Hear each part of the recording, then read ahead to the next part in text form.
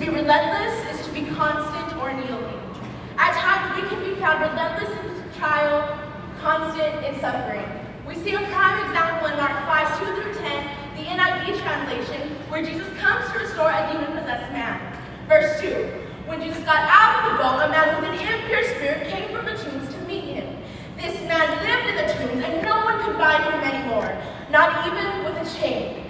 The man had lived in a tomb, and in the Message translation, it is referred to as cemetery, meaning he lived among the dead.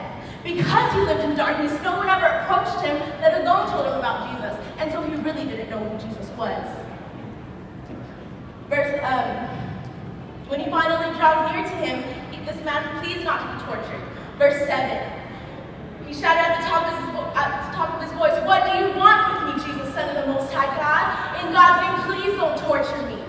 He said this not knowing that this man was going to be the one to bring him out of death, that Jesus was going to bring him out of his spiritual cemetery. Initially, or before his encounter, he cried out for someone to save him. How many people are crying out for a savior, someone to rescue them, someone to bring them out of their death, out of what seems like agonizing torture appearing daily? Not only did he cry out while doing so, he cut himself with the same stones that were surrounding the tomb.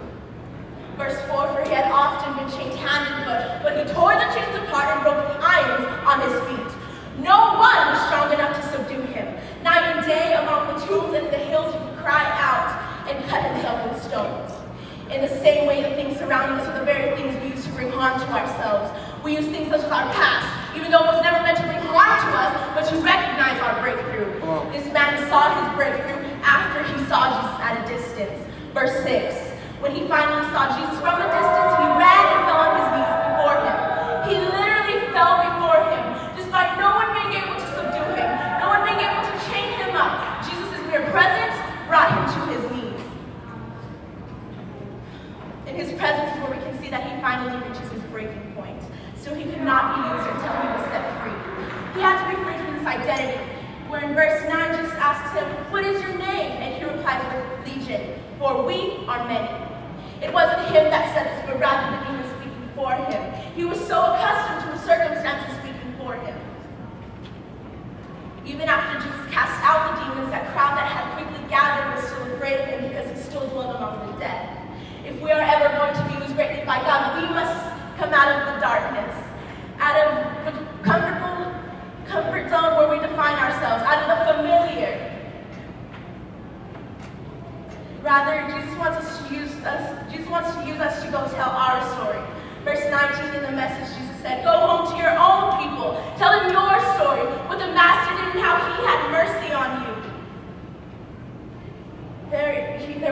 We must understand there is a mission field in our own town, in our own family.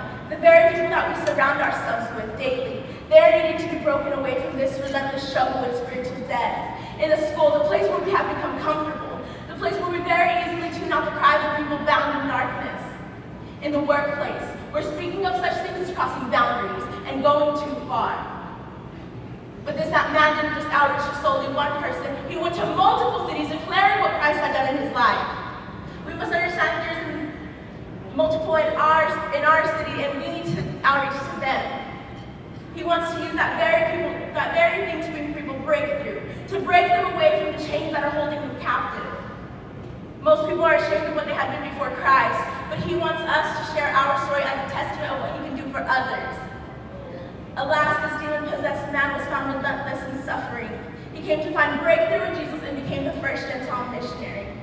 So we must ask ourselves, when will we allow our suffering to be a testament of what